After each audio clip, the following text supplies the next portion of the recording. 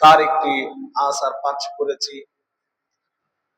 মহানবুল আলমিনের তৌফিক হলে উক্ত আয়াত এবং আসারের উপরে আজকের আলোচনা চলমান থাকবে। ওমা তৌফিক ইল্লা বিল্লাহ। আজকের আলোচ্য বিষয় হলো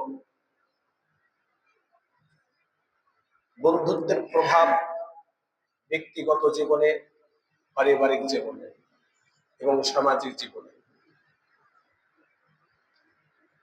আমরা সবাই জানি মহানবুল আলামিন এই দুনিয়াতে মানুষ প্রেরণ করার উদ্দেশ্য একটি, তা হলো পুরা মানব জাতি এক আল্লাহর একত্ববাদকে স্বীকার করে নিয়ে তারই ইবাদত করবে। এই জন্য মহানবুল আলামিন কুরআনুল কারীমের মধ্যে ইরশাদ করেন, ওয়ামা খালাকতুল জিন্না ওয়াল ইনসা ইল্লা লিয়াবুদুন। উক্ত আয়াতের মধ্যে মহানবুল আলামিন তাকিদ দিয়েছেন, হাসর করেছেন, অর্থাৎ একটা জিনিসকে সীমাবদ্ধ করে দিয়েছেন। আমি তো মানুষ জাতি, জিন জাতিকে সৃষ্টি করিনি, তবে করেছি একটা মাত্র উদ্দেশ্য। সেই উদ্দেশ্যের নাম হলো আমার ইবাদত করবে।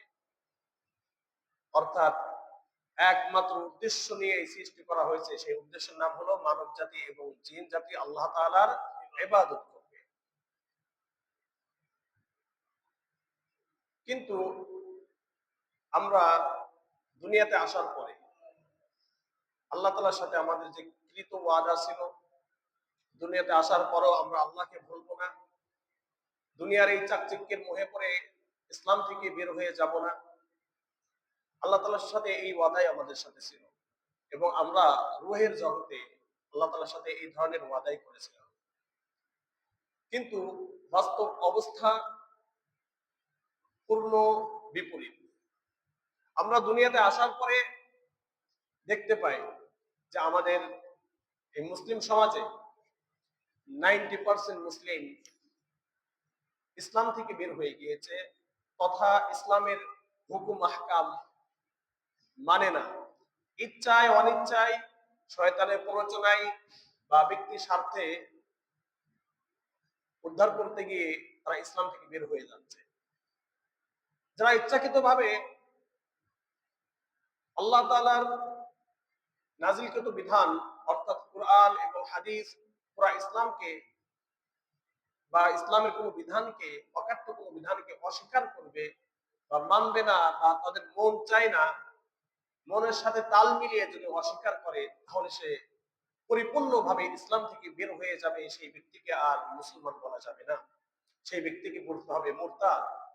কারণ মুরতাদ ওই ব্যক্তিকে বলা হয় যে ইসলামে দাখিল হওয়ার পরে আবার ইসলাম থেকে বের হয়ে গিয়েছে। তো আমাদের সমাজে এমন অনেক মানুষ রয়েছে, ইসলামের অনেক বিষয়ের উপরে আমাদের অনেক আপত্তি, ইসলামের বিষয়গুলো আমরা দিন থেকে মানতে পারি না, অনেক আপত্তি নিয়ে অনেকে মানে। তো প্রিয় উপস্থিতি, এই অবস্থা কেন তৈরি হলো? আমরা বাংলাতে একটা কথা বলি, সৎ সঙ্গে স্বর্গবাস, অসৎ সঙ্গে স্বর্গবাস। দুনিয়াতে আসার পরে যে খারাপ একটা অবস্থা তৈরি হয়েছে, এই কথাটা যদি আপনি আর আমি ভালো করে বুঝতে পারি, সবকিছু আমার কাছে পরিষ্কার হয়ে যাবে। দুনিয়াতে আসার পরে যাদের সাথে আমাদের চলাফেরার দরকার ছিল, যেখানে গেলে আমরা দিন শিখবো, যেখানে গেলে আমরা মনের শান্তি খুঁজে পাবো, দিনের শান্তি খুঁজে পাবো, পারিবারিক শান্তি, সামাজিক শান্তি, রাষ্ট্রীয় শান্তি খুঁজে পাবো, আমরা এই সব উপকরণগুলো ত্যাগ করেছি। যেই সঙ্গগুলো আমাদেরকে ভালো পথে পরিচালনা করবে, সেই সঙ্গ আমরা ত্যাগ করেছি। পক্ষান্তরে আমাদের জীবনটাকে নষ্ট করে দিবে, আমাদের এই পুরা দুনিয়াবী লাইফটাকে জ্বালিয়ে দিবে, এমন সমস্ত উপকরণের সাথে আমাদের বন্ধুত্ব তৈরি হয়ে গিয়েছে। বিধায় আজ আমাদের অন্তরে নেই শান্তি, পরিবারে নেই শান্তি, সমাজে নেই শান্তি, একের পর এক অশান্তি অশান্তি, হত্যা, জুলুম, নির্যাতন একের পর এক ঘটতে আছে। কোনো বিচারাতে কাজ হচ্ছে না। মনে রাখতে হবে, এই দিলটা যদি তৈরি না হয়, মানুষকে ভয় দেখিয়ে কোনো কিছু হবে না। আবার যদি মানুষকে ভয় দেখানো হয় কোরআন হাদিস বহির্ভূত সিস্টেমে, আবার মানুষকে ভয় দেখায় এমন সিস্টেম যেটা কোরআন হাদিসের মধ্যে নেই, তাহলে মানুষ ওটা ভয়ই করবে না, মানুষ হাসবে, মানুষ হাসবে। তো প্রিয় উপস্থিতি, আজ আমাদের দুনিয়াতে এসে যে অবস্থাটা তৈরি হয়েছে, ইসলাম থেকে আমরা নিজের অজান্তে বের হয়ে যাচ্ছি। যে কিছুক্ষণ আগে যে বাংলাটা বললাম, আমাদের সঙ্গটা হচ্ছে খারাপের সাথে। এই কারণে আমাদের ব্যক্তিগত জীবন খুবই অশান্তির মধ্যে, পেরেশানির মধ্যে রয়েছে। আমরা কিন্তু সবাই শান্তি খুঁজে মনে করি। যে ব্যক্তি অশান্তিতে রয়েছে তাকে জিজ্ঞাসা করেন, সে অবশ্যই বলবে, ভাই আমার শান্তি দরকার, দিলের মধ্যে শান্তি নেই। আমাদের মধ্যে হইতে কিছু মানুষ মানসিক বিপদগ্রস্তর মধ্যে থাকে, মানসিক বিপর্যয় এই পর্যায়ে চলে যায়, সে মনে করে এটা থেকে বের হওয়ার একটি মাধ্যম হলো অ্যালকোহল, নেশাদ্রব্য সে বেছে নেয়। নেশাদ্রব্য সে বেছে নেয় এই মানসিক অবসাদ থেকে বাঁচার জন্য। আবার অনেকে এই মানসিক অবসাদ থেকে বাঁচার জন্য আত্মহত্যার মতো এই নিকৃষ্ট পন্থা বেছে নেয়। অনেকে মনে করে অনেক বেশি টাকা হইলে হয়তো শান্তি চলে আসবে, কিন্তু মহানবুল আলামিন এর সলিউশন, এর সমাধান পবিত্র কুরআনুল কারীমের মধ্যে উল্লেখ করে দিয়েছেন, আলা বিযিকরিল্লাহি তাতমাইন্নুল কুলুব, আলা বিযিকরিল্লাহি তাতমাইন্নুল কুলুব। হে দুনিয়ার মানব সকল, কোথায় তোমরা শান্তি খুঁজো? ফাইনা তাযহাবুন, কোথায় তোমরা ঘোরাফেরা করো শান্তির জন্য, কোথায় যাচ্ছ? তোমার শান্তি তো রেখেছি এই কোরআনের মধ্যে, তোমার শান্তি তো রেখেছি এই ইসলামের মধ্যে, তোমার শান্তি তো রেখেছি দ্বীনে মুহাম্মাদের মধ্যে, তোমার শান্তি তো রেখেছি তোমার নবীর সুন্নাতের মধ্যে। ও আল্লাহর বান্দারা, আমরা দিলের শান্তির জন্য গান শুনি, পেরেশানি থেকে মুক্তি পাওয়ার জন্য অ্যালকোহল এই জাতীয় বা মাদক আমরা পান করি বা সেবন করি, অথচ এগুলা শান্তির কোনো পথ নয়। এগুলা অশান্তির দ্বারকে আরো বড় আকারে খুলে দেয়। তাহলে শান্তি খুঁজতে হবে শরীয়ত পন্থায়। কিসের পন্থায়? শরীয়তের পন্থায়। আমি আর আপনি যেদিন থেকে শরীয়তের পন্থায় শান্তি খুঁজবো, মহানবুল আলামিন সেদিন থেকে আমাদের অন্তরে আস্তে আস্তে পেরেশানি দূর করে দিবেন এবং শান্তি নামক এই জিনিসটা আমাদের অন্তরের মধ্যে নাযিল করবেন। শান্তি এমন একটা জিনিস যেটা দেখা যায় না, কিন্তু এর প্রভাব এতটাই কঠিন, একটা মানুষকে চূর্ণ বিচূর্ণ করে দেয়, একজন যুবককে বৃদ্ধা বানিয়ে ফেলে, অনেক মানুষকে মৃত্যুর দিকে ঠেলে দেয়। অশান্তি এমন একটা জিনিস। আর শান্তি থাকলে একটা বৃদ্ধ মানুষও দেখবেন খুব প্রফুল্ল মেজাজে থাকে, সতেজ, মনে হচ্ছে যুবক মানুষের মতো চলাফেরা করে। শান্তি হলো এমন জিনিস। এই সব শান্তি কার হাতে? আল্লাহর হাতে। শান্তি আনতে হলে কোথায় যেতে হবে? কোরআনের কাছে যেতে হবে। শান্তি পাইতে হলে কোথায় যেতে হবে? ইসলামের কাছে যেতে হবে। ইসলাম আমি আর আপনি বুঝি না, কোরআন আমি আর আপনি বুঝি না, বুঝে কারা? আলেম ওলামা, তাদের কাছে যেতে হবে। কথা পরিষ্কার। বন্ধুত্ব দেখেন, শান্তি পেতে হলে কোরআনের কাছে আসতে হবে, হাদিসের কাছে আসতে হবে, ইসলামের কাছে আসতে হবে। তাহলে এই হাদিস, কোরআন, ইসলাম কারা ধারণ করে? আলেম ওলামা। তার মানে তাদের সাথে আপনাকে উঠা বসা করতে হবে, তাদের এই সৎসঙ্গ আপনাকে গ্রহণ করতে হবে। এর মাধ্যমে আপনার অন্তরে মহানবুল আলামিন শান্তি অবতীর্ণ করবেন। সুবহানাল্লাহি ওয়া বিহামদিহি। একমাত্র পন্থা, উত্তম বন্ধু তৈরি করে নেন। আমরা সৎসঙ্গ খুঁজি না, অসৎ সঙ্গ খুঁজি। আপনি কি জানেন এই অসৎ সঙ্গ অর্থাৎ খারাপ বন্ধুত্বের প্রভাব কি পরিমাণ? এর প্রভাব শেষ করা যাবে না। আপনার ছেলে যতদিন বন্ধু বোঝে না, অর্থাৎ বয়স 5, 6, 7 পর্যন্ত আপনার সাথেই থাকে, বন্ধু কি জিনিস সে বোঝে না। এই ছেলেটা যখন স্কুলে যায়, মাদ্রাসায় যায়, বা অন্য কোথাও যখন বাইরে বের হয়, মানুষ সামাজিক জীব, তার একটা স্বভাবজাত বৈশিষ্ট্য হলো সে অন্যর সাথে মিশবে, অন্যর সাথে উঠা বসা করবে। এটা হলো মানুষের একবারেই স্বাভাবিক একটা অবস্থা, স্বাভাবিক একটা বৈশিষ্ট্য। প্রত্যেকটা মানুষের মধ্যে এই বৈশিষ্ট্য রয়েছে। স্বাভাবিকভাবে যখন আপনার বাচ্চাটা একটু বড় হওয়ার পরে বিভিন্ন জায়গায় ঘুরে, একাকি ঘুরে নাকি সাথে কাউকে নেয়, কিছুদিন আপনার হাত ধরে ধরে ঘুরবে, দেখবেন আপনার হাত ধরে ধরে ঘুরবে, দেখবে যে তার সমবয়সী কিছু মানুষ দৌড়াদৌড়ি করে, সে আস্তে করে আপনার হাত ছেড়ে দিবে, সে আস্তে করে আপনার হাত ছেড়ে দিবে। এখন এই হাতটা যায় ধরবে তার সমবয়সী ব্যক্তিদের হাত, অর্থাৎ তার সাথে একটা সখ্যতা, হৃদ্রতা তৈরি হবে। পক্ষান্তরে এই ছেলেটা যার সাথে গিয়ে মেশে, এই ছেলেটা যার সাথে গিয়ে মিশে সে ছোট হয়, ওই ছেলে যদি একটা খারাপ গালি দেয়, কসম করে বলি আপনার এই বাচ্চাটা একেবারে অবুঝ, যে ভালো করে ভাষায় জানে না, কিন্তু এটা দ্রুত ভাবে মুখস্থ করে দিবে। অথচ আপনার পরিবারে কেউ খারাপ গালি জানে না, আপনি কসম করে বলতে পারি আপনার পরিবারে বা আমার পরিবারে কেউ গালিগালাজ করে না, কিন্তু আপনার ছেলেটা বাইরে একদিন গিয়ে এমন কিছু গালিগালাজ মুখস্থ করে এসেছে, আপনি কারোর সামনে পেশ করতে পারতেছেন না আপনার ছেলেকে। আদর করলেও ওই খারাপ গালিটা দেয়।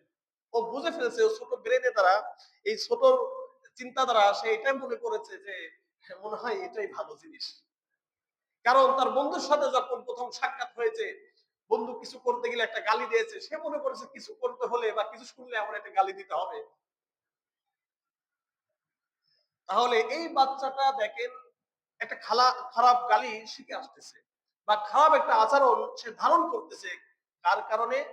অপরজন, যার সাথে তার সমবয়সী, যে তার সাথে গিয়ে। এবার আসেন, এই ছেলেটা একটু বড় হয়েছে, ক্লাস 1, ক্লাস 2, ক্লাস 3, 4, 5 এভাবে শেষ করতে করতে একটা পর্যায়ে গিয়েছে। ছেলেটা এখন যুবকের পর্যায়ে। কিসের পর্যায়ে? যুবকের পর্যায়ে। এই সময়টা সবচেয়ে গুরুত্বপূর্ণ এবং কঠিন, এবং আপনার লাইফের সবচেয়ে একটা উন্নত সময় এবং খুবই গুরুত্বপূর্ণ সময়টা হলো এই 15 থেকে নিয়ে 30 পর্যন্ত। কারণ এই সময়টাতে একটা মানুষ গড়ে ওঠে, এই সময়টাতে তার পুরো লাইফটা গড়ে ওঠে। এই সময়টাতে যদি কোনো ছেলে লেখাপড়া না করে, এই ছেলেটা, এই সময়টাতে যদি কোনো ছেলে তার আদব আখলাককে ঠিক না করে, 30 বছরের পরে গিয়ে সে সহজে ঠিক করতে পারে না।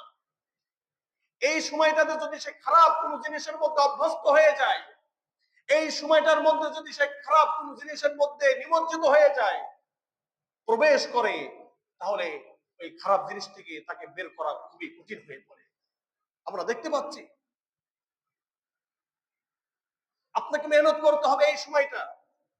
প্রত্যেকটা অভিভাবকের দায়িত্ব 15, বিশেষ করে 12 পর থেকে নিয়ে 30 পর্যন্ত ছেলের পিছু পিছু না নিয়ে, অথবা চোখের বাইরে, তার অবজারভেশনের বাইরে তাকে কখনোই বের হতে বের হতে না দেওয়া। সব সময় তাকে খেয়াল রাখা, কোথায় গেল, কি করে। হ্যাঁ, সে অপরের সাথে মিশবেই, কারণ সে সামাজিক জীব, এর একটা চাহিদাও অপরের সাথে মিশা, উঠা বসা করা। কিন্তু আপনি একজন অভিভাবক হিসাবে আপনাকে লিড করতে হবে, উত্তম মানুষের সাথে উঠা বসার জন্য এই লিড, এই পথ আপনাকে তৈরি করে দিতে হবে। যদি আমি আর আপনি আমার বাচ্চাটাকে এই সময়ে সুন্দর করে লিডটা যদি দিতে না পারি, তাহলে আমার ছেলে এমন কিছু মানুষের সাথে উঠা বসা করবে, এই উঠা বসার কারণে আমরা দেখতে পাবো যে হয়তো আমার ছেলেটা নেশাখোর হয়ে বের হয়েছে, অথবা আমার ছেলেটা শিক্ষিত হওয়া সত্ত্বেও অমানুষ হয়ে বের হয়েছে, না আদব আখলাক রয়েছে, না বড়দেরকে দেখলে সালাম দেয়, না মানুষকে সম্মান করে। আছে না অনেক? কেন এটা তৈরি হয়েছে? কারণ আমরা ব্যক্তি কেন্দ্রিক হয়ে গিয়েছি। একটা ছেলেপেলে গুলো বা একটা সমাজ গড়ে ওঠে একটা পরিবেশের মধ্য দিয়ে। আজ আমাদের সমাজের পরিবেশকে সূক্ষ্মভাবে, সুপরিকল্পিত ভাবে নষ্ট করা হয়েছে। আর এই নষ্টের পিছনে 1 নম্বর দায়ী হলো রাজনীতি ব্যক্তিত্বরা, বলে ঠিক কিনা? অন্য কেউ এই দায়ভার গ্রহণ করবে না। তারা সুপরিকল্পিত ভাবে তাদের আকা মুকামকে বৈধতা দেওয়ার জন্য, এটাকে টিকিয়ে রাখার জন্য আমাদের এই পুরো যুব সমাজটাকে নষ্ট করে দিয়েছে। আপনি স্বীকার করবেন না করেন, আপনার এটা গায়ে লাগতে পারে। এটা গায়ে লাগানোর কোনো জিনিস নয়, এটা বোঝার জিনিস। আপনি বোঝেন, আজ আমাদের মুরব্বীরা, আজ আমাদের অভিভাবকরা, আমাদের টেন্ডেন্সি, আমাদের চিন্তা ভাবনা যে যুবক মানুষ, ছেলের বয়স, উঠতি বয়সে ছেলে দুই একটা অকান্ত করবেই, ও তোমাকে দুটো চল মারছে, আচ্ছা ঠিক আছে দেখবো না আমি, ও তোমার ছেলে অমুক তো অমুকের মেয়ে তো ইফটিজিং করেছে, আচ্ছা ছেলে পেলে তো, এই যে এই কথা বলে আমার ছেলেকে আরো আশকারা দিয়ে দিলাম, এই দোষটা অভিভাবকের। এটা কোন ধরনের অভিভাবক? আপনার ছেলে একটা অকাম করলেন, মনে রাখতে হবে বয়স 15 হয়ে গেলে সে ইসলামের দৃষ্টিকোণ থেকে বালেগ, অর্থাৎ শরীয়তের সমস্ত হুকুম আহকাম তার উপরে আরোপিত হয়। কিন্তু বাংলাদেশের নিয়ম অনুযায়ী সে নাবালেগ। এই জন্য সে হাজারো অকারেন্স করলে, অঘটন ঘটালে তার ফাঁসিও হয় না, তেমন কঠিন কোনো শাস্তি হয় না, সর্বোচ্চ 10 বছরের জেল। এতই সহজ। যার গেছে সে তো বুঝবে, যার ক্ষতি হয়েছে এই ক্ষতি কে দিবে? উপস্থিতি। এই জন্য সৎসঙ্গ, যা আমাদের ব্যক্তিগত জীবনে খুবই গুরুত্ব ভূমিকা রাখে। যদি আমরা আমাদের ব্যক্তিগত জীবনকে সুন্দর করতে চাই, আমাদের ব্যক্তিগত জীবনটাকে যদি সুন্দর করতে চাই, তাহলে অবশ্যই এই সময় থেকে আমাদেরকে প্র্যাকটিস করতে হবে। আমাদের বাঙালি স্বভাব হলো নষ্ট হওয়ার পরে ওটা ভালো করার চেষ্টা করি, কিন্তু কখনো যাতে করে নষ্ট না হয় এটা ঠিক রাখার জন্য আমরা সেই চেষ্টাটা করি না। একটা ছেলে যখন নষ্ট হয়ে যায়, একটা পরিবেশ যখন নষ্ট হয়ে যায়, বা একটা ফ্যামিলি যখন নষ্ট হয়ে যায়, নষ্ট হওয়ার পরে আমরা সর্ব ধরনের চেষ্টা তদবির করতে থাকি, কিন্তু নষ্ট হওয়ার আগ পর্যন্ত এটা যেন কোনোভাবে নষ্ট না হয় সেই তদবির, সেই চেষ্টা আমরা করতে থাকি না। আপনি একজন অভিভাবক, আমি একজন অভিভাবক, আমি কবে আমার ছেলেটাকে সুন্দর কোন পথ প্রদর্শনমূলক কথাবার্তা বলেছি? আপনি তো পিতা, আপনার অনেক দায়িত্ব রয়েছে। আপনি মনে করেছেন না খালি জন্মাই দিলাম হয়ে গেল, না আল্লাহর বান্দারা, বিষয়টা এমন নয়। আপনার অনেক দায়িত্ব রয়েছে। সন্তান সন্ততি প্রত্যেকটা পিতামাতার কাছে আমানত। এই আমানত যদি আপনি নষ্ট করেন, তাহলে কাল কিয়ামতের ময়দানে আপনি খেয়ানতকারী হিসাবে সাব্যস্ত হবেন। এই জন্য নবী করিম সাল্লাল্লাহু আলাইহি ওয়াসাল্লাম ইরশাদ করেছেন, প্রত্যেকটা নবজাতক ফিতরাতের উপরে জন্মগ্রহণ করে। ফিতরত মানে ইসলামের উপরে, অর্থাৎ সে স্বাভাবিকভাবেই ইসলাম গ্রহণ করে নিবে। এই স্বভাবজাত এই অবস্থা দিয়ে আল্লাহ তাআলা দুনিয়াতে প্রেরণ করে। ফাআবাওয়ানে ইউহাউদানে আও ইউমাজিসানে আও ইনাসরান, এই পিতামাতারা বা এর অভিভাবকরা হয়তো এই বাচ্চাটিকে,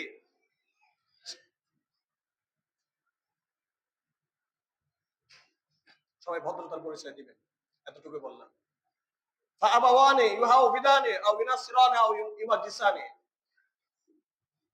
এর অভিভাবকরা এই নবজাতককে হয়তো, আবাওয়ানে এর অভিভাবকগণ হয়তো তাকে হিন্দু বানিয়ে ফেলে, অথবা তাকে নাস্তিক বানিয়ে ফেলে, অথবা তাকে মুশরিক বানিয়ে ফেলে। নবী করিম সাল্লাল্লাহু আলাইহি ওয়াসাল্লামের এই হাদিসটা কতটা গুরুত্বপূর্ণ, কতটা অভিভাবকের জন্য ভয়ঙ্কর এবং ধমক স্বরূপ একবার চিন্তা করে দেখেন। আপনার ছেলে মেয়ে বা আমার ছেলে মেয়ে যদি নষ্ট হয়ে যায়, এর দায়ভার কার উপরে চাপিয়েছেন? পিতামাতার উপরে। কারণ আমরা সেইভাবে তাদেরকে গড়ে তুলতে পারি নাই। কারণ নবী করিম সাল্লাল্লাহু আলাইহি ওয়াসাল্লাম বলেছেন, এর পিতামাতারা একে মুশরিক বানিয়ে ফেলে। মুশরিক মানে সে মানুষটা মুসলমান, কিন্তু আমার পিতামাতা তার চাল চলন এমন, সে নিজেই ইসলাম মানে না, সে নিজেই ইসলাম মানে না। সে যখন নামাজ না পড়ে, ইসলাম না মেনে ছেলেকে ইসলামের কথা বলে, নামাজের কথা বলে, ছেলে হাসে। শয়তানের আরেকটা লিমিট দেখলাম না। ছেলেটা মনে মনে হাসে। সে জুয়া খেলে, এটা সেটা করে, ছেলের সামনেই করে। আর ওই পিতা যখন ছেলেকে বলে যে বাবা এগুলো করতে মানে এগুলো খারাপ জিনিস, ওই ছেলে তখন হাসে মনে মনে।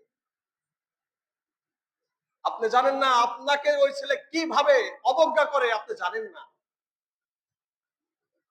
ওই ছেলেটা কিভাবে আপনাকে অবজ্ঞা করে আপনি জানেন না, আল্লাহর বান্দা।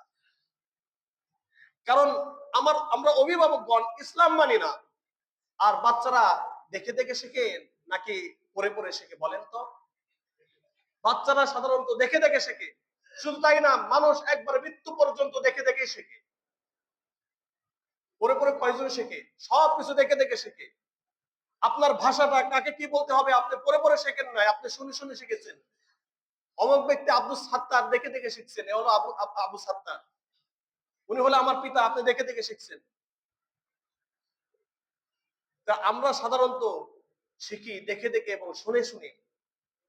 আমাদের পিতামাতা বা আমাদের ফ্যামিলি যদি ইসলাম না মানে, তারা যদি ইসলাম থেকে বের হয়ে যায়, তাহলে এদের ছেলে মেয়ে কোন ধাঁচে গঠিত হবে বলেন?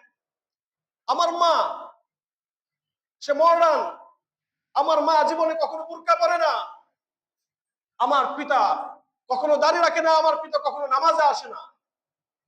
তাহলে সেই পরিবারের মেয়ে কিভাবে বুরকা পরবে? সেই পরিবারের মেয়ে কিভাবে পর্দা করবে? যে মাটা হাজারো পুরুষের সাথে কথাবার্তা বলেছে, ওই পরিবারের মেয়ে সে তো মার থেকে আরো বেশি পুরুষের সাথে কথাবার্তা বলবে। এই উপস্থিতি, শুধু দায়িত্ব ছেলেপেলেকে শিক্ষা করলেই হবে বিষয়টা এমন না। তার মধ্যে উত্তম আখলাকের আবির্ভাব ঘটানো লাগবে, এই দায়িত্ব আপনার। হ্যাঁ, আপনার দায়িত্ব পালন করার পরে তারা মানুষ হয় নাই, এটা আল্লাহ আপনাকে ধরবে না। আল্লাহ আপনাকে কখনোই ধরবে না। আপনি চেষ্টা করেছিলেন। এই উপস্থিতি, এই জন্য আমি বলি, আপনার ছেলেকে যদি আপনি মানুষ করতে চান, আপনার মেয়েকে যদি আপনি মানুষ করতে চান, তাহলে পিতা হিসাবে আপনাকে পরিবর্তন হতে হবে।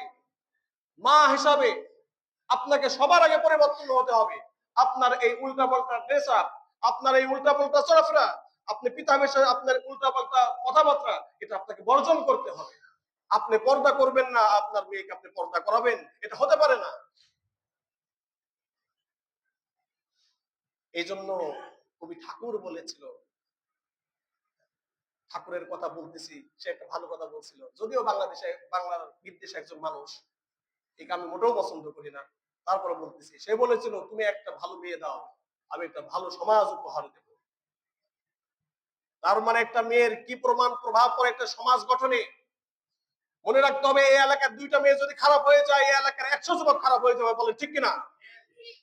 রাতের অন্ধকারে কোথায় কি করবে আপনি জানবেন না। দুইটা মেয়ে খারাপ হলে এলাকার সমস্ত যুবক খারাপ হয়ে যাবে, এলাকার হুজুর মুয়াজ্জিন সবাই খারাপ হয়ে যাবে। কারণ সুযোগ পেলে কেউ হাতছাড়া করে না। কারণ আপনিও মানুষ, হুজুরও মানুষ, মুয়াজ্জিন সাহেবও মানুষ, সবাই মানুষ। প্রত্যেকটা ব্যক্তিকে তার মানবিক দৃষ্টিকোণ থেকে দেখবেন, সে তাকে মানুষ হিসাবে বিবেচনা করবেন। হুজুর তিনি ফেরেশতা নন, মুয়াজ্জিন সাহেব তিনি ফেরেশতা নন। উপরি এটা বাদ দেওয়া রয়েছে, এই বাদটা ভেঙে গেলে বুঝতে পারতেছেন কি পরিমাণ জোয়ার প্রবাহিত হবে, পুরো এলাকাকে এলাকা ভাসিয়ে নিয়ে যাবে। উপস্থিতি, আসুন আমরা পিতা হিসাবে আমার ছেলেকে যদি সর্বপ্রথম, আমার ছেলে কার সঙ্গ পায়? পিতা মাতার সঙ্গ পায়, তাই না? তাহলে যদি আমি আমার ছেলেকে উত্তম আখলাকে গড়তে চাই, আমার মেয়েটাকে যদি উত্তম আখলাকে গড়তে চাই, তাহলে অবশ্যই সবার আগে আমাদের ফ্যামিলির পরিবর্তন করতে হবে, পরিপূর্ণ ইসলামের মধ্যে আসতে হবে। এরপরে দ্বিতীয় ধাপ, আপনার বাচ্চা কাদের সাথে উঠা বসা করে, আপনার সন্তান কাদের সাথে চলাফেরা করে। পিতামাতার এই সঙ্গর পরে দুনিয়াতে সর্বোত্তম সর্বশ্রেষ্ঠ নিয়ামত হলো উত্তম বন্ধুত্ব। ওমর রাদিয়াল্লাহু তাআলা আনহু বলেন, যে মুসলমানকে তার ইসলামের পরে উত্তম বন্ধুত্ব থেকে আর বড় কোনো নিয়ামত দেয়া হয় নাই। অর্থাৎ ইসলামটা সবার বড় নিয়ামত, সবার থেকে বড় নিয়ামত। এরপরে নিয়ামতটার নাম কি? উত্তম বন্ধুত্ব, উত্তম বন্ধু। আমার আর আপনার লাইফে উত্তম বন্ধু কোথায় আমরা খুঁজে পাবো? এগুলা কি বাজার ঘাটে কিনতে পাওয়া যায়? যে আমার প্রচুর টাকা রয়েছে, 1 কোটি টাকা খরচ করে দিলাম, আমার ছেলে লাইফ গঠনের জন্য একটা ভালো বন্ধু দরকার। আপনি কি জানেন একটা ভালো বন্ধু না হলে একটা মানুষ একাকী হয়ে যায়? আমরা যদি দেখতে পাই আমাদের নবী করিম সাল্লাল্লাহু আলাইহি ওয়াসাল্লাম তার লাইফে তিনি বন্ধু জুগিয়েছেন। তার পরম বন্ধু কাছেকার জানে জিগার বন্ধু কে ছিলেন? তিনি কে? বন্ধু আছে, প্রভাব আছে। আর আবু বকরের অবস্থা কোথায় চলে গিয়েছে? তার অবস্থা সাইয়্যিদুল ইনসান, সাইয়্যিদুল আসহাব, সাহাবাদের সর্দার। সমস্ত সাহাবাদের আমল যদি, তাদের পুরা জিন্দেগীর আমল যদি এক পাল্লায় তোলা হয়, আর আবু বকরের এক রাতের আমল যদি এক পাল্লা তোলা হয়, ওই এক রাতের আমল হাজার হাজার গুণ বেশি ভারী হয়ে যাবে। সবাই বলে সুবহানাল্লাহি ওয়া বিহামদিহি। এটা কেন হয়েছে? এটা ব্যক্তি আবু বকরের জন্য হয় নাই। আবু বকর এমন একজন ব্যক্তির সাথে বন্ধুত্ব করে তুলেছিল যিনি সাইয়্যিদুল মুরসালিন, সাইয়্যিদুল আম্বিয়া, নবীদের সর্দার, পুরা মানব জাতির আইডল। তিনি হলেন কে? হযরত মুহাম্মদ সাল্লাল্লাহু আলাইহি ওয়াসাল্লাম। এই বন্ধু, এই ব্যক্তির সাথে তার বন্ধুত্ব করার কারণে এই সৎসঙ্গে এমন ব্যক্তির সঙ্গ তিনি ছিলেন, এমন ব্যক্তির সাথে পুরা জীবনটা পার করে দিয়েছেন যে ব্যক্তির সোহবতে থেকে পুরা আবু বকর চেঞ্জ। এই জন্য আবু বকরের নাম দিলে সমস্ত সাহাবা ইজ্জতের সাথে, সম্মানের সাথে আবু বকরের নাম দিত। সুবহানাল্লাহি ওয়া বিহামদিহি। অতএব এই বর্তমান সময়ে যদি আপনার ছেলেটাকে ভালো অবস্থা দেখতে চান, যে আপনার ছেলেটা একটু চরিত্রবান হোক, আখলাকের, উত্তম আখলাকের অধিকারী হোক, 5 ওয়াক্ত নামাজ পড়ুক, ইসলামের সমস্ত হুকুম আহকাম গুলো মানুক, তাহলে কাদের সাথে বন্ধুত্ব করে দিতে হবে বলেন তো? আলেম ওলামাদের সাথে, কোরআনের ধারক বাহকের সাথে। শুধু আলেম ওলামা না, যারা মুত্তাকি তাদের সাথে, যারা আল্লাহকে ভয় করে, প্রকৃতপক্ষে আল্লাহকে ভয় করে, জাহিরান আপনার বাহ্যিক ভাবে আল্লাহকে ভয় করে, যখন মানুষ দেখে না তখনও আল্লাহকে ভয় করে, এমন ব্যক্তির সাথে যদি আমাদের সম্পর্ক গড়ে ওঠে, এমন ব্যক্তির সাথে যদি আমাদের বন্ধুত্ব গড়ে ওঠে, কসম করে বলি আমি আর আপনি আবু বকর হতে পারবো না, কিন্তু আমি আর আপনি এই জামানার ওলি হয়ে যাবো ইনশাআল্লাহ। আলা ইন্না আউলিয়া আল্লাহি লা খাউফুন আলাইহিম ওয়া লা হুম ইয়াহজানুন। আল্লাহ তাআলা বলেছেন যারা আল্লাহর ওলি হয়ে যায়, আল্লাহর ওলি হতে হলে আরেকজন ভালো ব্যক্তি কি করতে হবে? সৎ সঙ্গ অর্জন করতে হবে। আর আপনি যখন ওলি হয়ে যাবেন, আল্লাহ তাআলা ওই সময় বলতেছেন আলা ইন্না আউলিয়া আল্লাহ। এ দুনিয়ার মানুষরা জেনে রাখো, কাল কিয়ামতের ময়দানে সূর্য একেবারে মাথার কাছে, মাত্র কয়েক বিগত সূর্য উপরে থাকবে, মাথার উপরে থাকবে। জমিনটা, ময়দানে মাহশারের জমিনটা পুরো তামা হয়ে যাবে, কোথাও ছায়া থাকবে না। শুনে রাখো, যারা আল্লাহ তাআলার বন্ধু হয়ে যাবে, লা খাউফুন আলাইহিম ওয়া লা হুম ইয়াহজানুন, আজকের এই দিনে তাদের কোনো ভয় নেই, তারা আজ কি হবে না, দুঃখিত হবে না, ব্যথিত হবে না। সুবহানাল্লাহি ওয়া বিহামদিহি। আল্লাহ তাআলা আমাদেরকে ওলি হওয়ার তৌফিক দান করুন। ওলি হতে হলে সারাদিন তাসবিহ গায়ে নিতে হবে না। ওলি হতে হলে পুরা বিবাহ শাদী ছেড়ে, বাড়ি ঘর ছেড়ে জঙ্গলে বসে থাকতে হবে না। আপনি বিবাহ করে ওলি হবেন, কারণ আল্লাহর সর্বপ্রথম ওলিকে আল্লাহর হাবিব সাইয়্যিদুল মুরসালিন, তিনি ওলিদের ওলি। তিনি বিবাহ করেন নাই? কয়টা করেছেন? কয়টা করেছিলেন? 11টা। বিবাহ করেন নাই? আবু বকর বিবাহ করেন নাই, ওমর বিবাহ করে নাই, উসমান বিবাহ করে নাই। তারা দুনিয়াবি উসমান ওই সময়কার সবচেয়ে ওয়েলথ ম্যান, ধনী ব্যক্তি ছিলেন। আব্দুর রহমান বিন আউফ রাদিয়াল্লাহু তাআলা আনহু ধনী ব্যক্তি ছিলেন। তারা সব ধন, এই মাল খরচ করছে কোন পথে? ইসলামের পথে। প্রিয় উপস্থিতি, এই জন্য আপনার ছেলেটাকে যদি আপনি সুশিক্ষায় দীক্ষিত করতে চান, উত্তম আদবে দীক্ষিত করতে চান, তাহলে অবশ্যই অবশ্যই ভালো মানুষের সাথে মিশতে হবে, ভালো মানুষের সঙ্গ নিতে হবে। কিভাবে নেবেন? আমি দেখেছি, আমি কয়েকটা উদাহরণ পেশ করব। আমার পিতা যখন আমার বয়স 12 বছর, পাবনার জেলার এমন কোন বিখ্যাত আলেম নেই যেখানে আমার বাবা আমাকে নিয়ে যায় নাই। এটা পরিবর্তন আমার বাবা আমাকে শিখিয়েছেন। তিনি দেখেছি আমি কিছু বুঝতাম না, আমার কষ্ট হতো, রাগ হতো, এই দরবারে বসে থাকা আমার জন্য বিরক্তকর, আমি কিছু বুঝি না, কি সব বলে। আব্বু আমাকে দেখেছি সেখানে বিভিন্ন জায়গায় নিয়ে গিয়েছেন তিনি। এমন কোন আলেম নেই যে আলেম আমার বাসাতে খানা খায় নাই। আলহামদুলিল্লাহ, এটা কোনো ফখরের কোনো জিনিস না। আল্লাহ তাআলার শুকরিয়া যে পাবনার অন্যতম আলেম কোন আমার বাসাতে খানা খেয়েছে। আপনার বাসাতে কোন আলেম খানা খেয়েছে? উপর উপরই আপনি হুজুরকে দাওয়াত দেবেন, হুজুর খাওয়ার জন্য চলে আসে। এই মিয়া খাওয়ার জন্য চলে আসে, কথা বলেন না মিয়া, এই কথা বলবেন না। আপনারা কোন পর্যায়ের ব্যক্তি বা আমরা কোন পর্যায়ের ব্যক্তি? জনসাধারণ মিলাদ পড়াতে যায় কয়জন? যায় কয়জন? একজন। আর সাথে যায় কয়জন? আপনাকে দাওয়াত দিয়েছিল, দাওয়াত তো দিয়েছে হুজুরকে, হুজুর হলো দাওয়াতে মেহমান, সে গিয়েছে আর আপনার বিনা দাওয়াতে চলে গিয়েছে। আর দোষ আসে কার? আপনি তো লিডার, দোষ হলে কার হবে? লিডারের হবে। তো ঠিক আছে, তা হুজুরের সাথে খান। তবে উপস্থিতি, একটা কথা বলি, যে পারলে, আমি বলতেছি না আমাকে দাওয়াত দিতে হবে, আমি বলতেছি আপনার জেলার অনেক বুজুর্গ মানুষ রয়েছে, আপনার বাসাতে খানা খাওয়ান, আপনার ছেলেটাকে সেখানে খেদমতের জন্য প্রেরণ করে দেন। আপনি কয়দিন আল্লাহর ওলিদের খেদমত করেছেন?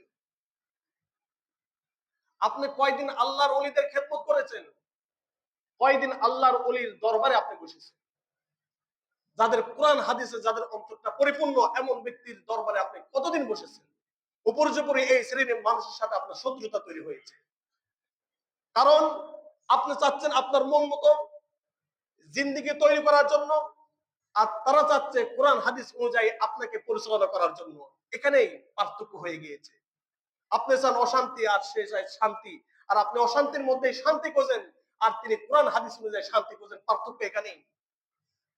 দেখেন মহানবুল আলম সূরাতুল কাহফের মধ্যে কিভাবে বলেন, واصبر نفسك مع الذين يدعون ربهم بالغداة والعشي يريدون وجهه। আল্লাহ তাআলা বলতেছেন, ও বান্দা, তোমার খারাপ লাগবে, ভালো মানুষের সাথে তোমার অন্তর সহজে বসতে যাবে না, সৎসঙ্গ সহজে তোমার অর্জন করতে মন যাবে না। ওয়াসবির নাফসাক, তুমি ধৈর্য সহকারে তোমার অন্তরকে উপস্থিত করে, মাআল্লাযীনা ইয়াদউনা রাব্বাহুম বিল গাদাতি ওয়াল আশি ইউরিদুনা ওয়াজহা, যারা আল্লাহ তাআলার সন্তুষ্টির জন্য সকাল সন্ধ্যা আল্লাহ তাআলার ইবাদতের মধ্যে মশগুল থাকে, আল্লাহ তাআলাকে ডাকে, এমন ব্যক্তিদের সাথে উঠা বসা করো। মন চাইবে না, তারপর কি করো? উঠা বসা করো। দিনের একটা সময় বা সপ্তাহের একটা সময় সেখানে চলে যান, গিয়ে শোনেন কি বলে, ওই ভাঙাচোরা কথাগুলো শুনে আসেন। এই বাজারি বক্তা দিয়ে 60,000 70,000 টাকা দিয়ে আপনি কোনোদিন পরিবর্তন করতে পারবেন না, সমাজ পরিবর্তন হবে না। কিন্তু একজন আল্লাহওয়ালার এই ভাঙাচোরা কথা দিয়ে সমাজ পরিবর্তন হয়ে যাবে, ফ্যামিলি পরিবর্তন হয়ে যাবে ইনশাআল্লাহ। ভালো ব্যক্তির সাথে সম্পর্ক করে তোলেন, ওই আলেমের সাথে সম্পর্ক করে তুলবেন না যে আলেম সকালে এক কথা বিকালে আরেক কথা, এখানে বসে ওখানে যায়, সেটা করে, তার সাথে দরকার নেই। কারণ আপনি তার মধ্যে কি হবেন? দরাদরের উপরে থাকবেন। বিষয়টা বুঝতে পারছেন? হ্যাঁ, একজন আলেম তিনি ধনাঢ্য পরিবারে হতে পারে, কোটিপতি হতে পারে, সে যদি ইসলামের উপরে থাকে তার সাথে অবশ্যই আমাকে বন্ধুত্ব করতে হবে, অবশ্যই বন্ধুত্ব করতে হবে। কিন্তু আমরা বুঝি আমাদের অবস্থা এমন, একজন আলেম টাকা পয়সার মালিক কেন হলো? আমাদের হিংসাটা কোথায়? ও আল্লাহর বান্দারা, হাদা ফাদলুল্লাহ, এটা হলো আল্লাহ তাআলার বিশেষ অনুগ্রহ, যাকে ইচ্ছা ইউতিহি মাইয়াশা, যাকে ইচ্ছা তাকে দেন। আপনার হিংসা কেন? এগুলো নিয়ে হিংসা করবেন না। ইনশাআল্লাহ আপনাকে যে ভালোবাসে, আর যাকে আপনি ভালোবাসেন, এমন ব্যক্তির সাথে আপনি উঠা বসা করেন। প্রিয় উপস্থিতি, বিশেষ করে আমাদের যুবক ভাইদেরকে বলবো, এই যে বন্ধুগুলো, এই যে বন্ধুগুলো, ইয়াউমা ইয়া'আদ্দু যালিমু আলা ইয়াদাইহি ইয়াকুলু ইয়া লাইতানি ইত্তাখাযতু মা'a রাসূলি সাবিলা ইয়া ওয়াইলাতা লাইতানি লাম আত্তাখিয ফুলানান খলিলা। ও যুবক ভাই, তুমি শুনে রাখো, তুমি আজ যে বন্ধুকে বেশি প্রাধান্য দিয়েছো, পক্ষান্তরে তোমার যে বন্ধুটা একটু দাড়ি লম্বা, 5 ওয়াক্ত নামাজের কথা বলে, তাকে তুমি তরক করেছো, ছেড়ে দিয়েছো। কাল কিয়ামতের ময়দানে এই সমস্ত যারা বন্ধুত্বর প্ররোচনায় পড়ে, খারাপ বন্ধুর প্ররোচনায় পড়ে নিজের জিন্দেগি বরবাদ করে দিয়েছে, আল্লাহ তাআলার ইসলাম থেকে, আল্লাহ তাআলার দ্বীন থেকে দূরে সরে গিয়েছে, এই ব্যক্তির আফসোস করে বলে থাকবে, হাত কামড়াবে আর বলতে থাকবে, ইয়াউমা ইয়া'আদ্দু যালিমু আলা ইয়াদাই, হাত কামড়াবে আর বলতে থাকবে, ইয়াকুলু ইয়া লাইতানি ইত্তাখাযতু মা'আর রাসূলি সাবিলা, হায় আফসোস, হায় আফসোস, আমি দুনিয়াতে কি করেছি। যারা রাসূলের অনুসারী ছিল, রাসূলের জামানার লোকেরা বলতে থাকবে, যদি রাসূলকে আমরা বন্ধু হিসেবে গ্রহণ করতাম, রাসূলের পরের জামানার লোক, যারা রাসূল চলে যাওয়ার পরে এই যে আমাদের জামানার লোক বলতে থাকবে, হায় যারা রাসূলকে গ্রহণ করেছিল তাদেরকে যদি গ্রহণ করতাম বন্ধু হিসাবে, আজ কিয়ামতের দিন আমাদেরকে জাহান্নামে হতে হতো না, আজ আমাদেরকে আজ এত কঠিন শাস্তির সম্মুখীন হতে হতো না। ইয়া ওয়াইলাতা লাইতানি লাম আত্তাখিয ফুলানান খলিলা, বারবার বলতে থাকবে, হায় আফসোস, হায় আফসোস, অমুককে যদি আজকে বন্ধু হিসাবে গ্রহণ করতাম, আর অমুককে যদি বন্ধু হিসাবে গ্রহণ না করতাম, তাহলে তো আজকে এই অবস্থাটা হতো না। আমি মনে করি আমাদের বর্তমান যুব সমাজ নষ্ট হয়েছে, তার পড়ালেখা নষ্ট হয়েছে, তার জিন্দেগি নষ্ট হয়েছে, সে ফ্যামিলি ছেড়েছে, পুরো সমাজ থেকে আলাদা হয়ে গিয়েছে এই বন্ধুর কারণে, বলে ঠিক কিনা? এই কিশোর গ্যাং নামক এই জিনিসটা যদি আপনারা সবাই মিলে এটাকে যদি প্রতিহত করতে পারেন, তাহলে আপনার ছেলেটা ভালো হবে। কারণ এই কিশোর গ্যাংয়ের এমন একজন ব্যক্তি আছে যে যার সম্পর্ক আপনার ছেলের সাথে, আপনার ছেলেও নিজের অজান্তে কার সাথে চলে গিয়েছে, ওই কিশোর গ্যাংয়ের সাথে, যায় একটা সিগারেটের টান মারে। কিসের টান মারে? এই সিগারেটের টানের থেকে থেকে ওদের সাথে থাকতে থাকতে অন্য মেয়েদের উন্না ধরে টান মারে, বলে ঠিক কিনা? কসম করে বলি, এদেরকে যেখানে পাবেন সেখানে সর্বোচ্চ পর্যায়ের শাস্তি দিবেন, এরপর পুলিশে দিবেন। কারণ সরাসরি না মেরে পুলিশে দিবেন না, আর মারতে গেলে একা যাবেন না, 5 জন মিলে যাবেন। কারণ একটা এলাকা নষ্টের পিছিয়ে এদের ভূমিকা অনেক, একটা সমাজ নষ্টের পিছিয়ে এই কিশোর গ্যাংয়ের ভূমিকা অনেক।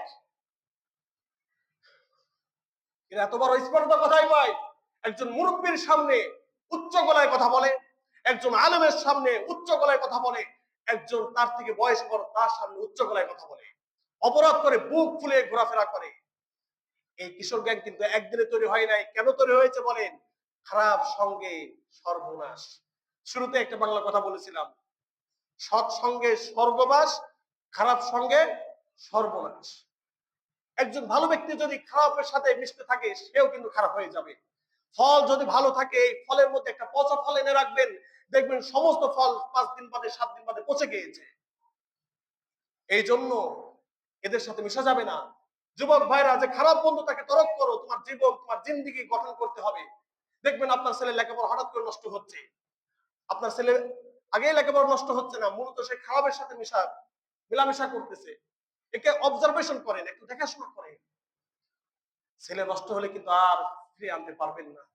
কেউ যদি নষ্ট হয়ে যায় আর ফিরে আনা সম্ভব না। প্রিয় উপস্থিতি, তাই আসুন আমরা ওই ব্যক্তিদের সাথেই চলাফেরা করি যারা ইসলাম মানে, আমরা ওই ব্যক্তিদের সাথে চলাফেরা করি যারা প্রবৃত্তির অনুসরণ করে না, আমরা ওই ব্যক্তিদের সাথে উঠা বসা করে বন্ধুত্ব গড়ে তুলি যারা এই ইসলাম মেনে কোরআন হাদিসের এই আলোয় আলোকিত হয়ে আল্লাহর ওলি হয়ে গিয়েছে, এমন ব্যক্তিদের সাথে আমরা উঠা বসা করি। আশা করা যায় মহানবুল আলামিন তাদের সাথে উঠা বসার কারণে, তারা মাকবুল বান্দা হওয়ার কারণে কাল কিয়ামতের ময়দানে আমরাও মাকবুল বান্দাদের কাতারে শামিল হব ইনশাআল্লাহ। আল্লাহ তাআলা আমাদের সবাইকে উত্তম বন্ধু নির্বাচন করার তৌফিক দান করুন এবং ভালো মানুষের সাথে উঠা বসা করার তৌফিক দান করুন। যারা অসৎ, তাদের সঙ্গ ত্যাগ করার তৌফিক দান করুন। ওয়া আখিরু দাওয়ানা আনিল হামদুলিল্লাহি রাব্বিল আলামিন। যারা কবলাল জুম্মা সাদাকা সালাত নামাজ পড়েন নাই, তারা পড়ে দিন।